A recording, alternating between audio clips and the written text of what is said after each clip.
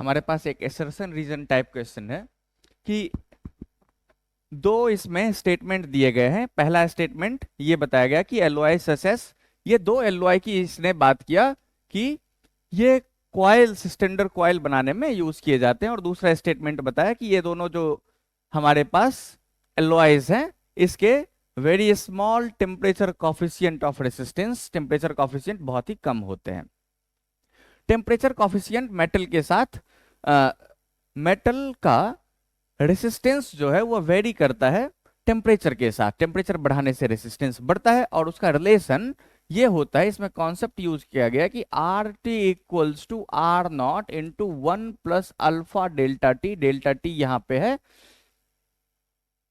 Temperature difference, temperature में जो change किया, और अल्फा है टेम्परेचर कॉफिशिएंट ऑफ रेसिस्टेंस। अब किसी सब्सटेंस का टेम्परेचर कॉफिशिएंट ऑफ रेसिस्टेंस बहुत ही छोटा हो जाए, इसका मतलब ये हो गया कि उसका रेसिस्टेंस टेम्परेचर के ज्यादा वेरिएशन के कारण भी बहुत ही कम वेरी कर पाएगा। मतलब रेसिस्टेंस में वेरिएशन बहुत कम होगा, टेम्परेचर ज्यादा वेरी किया इसके बाद भी।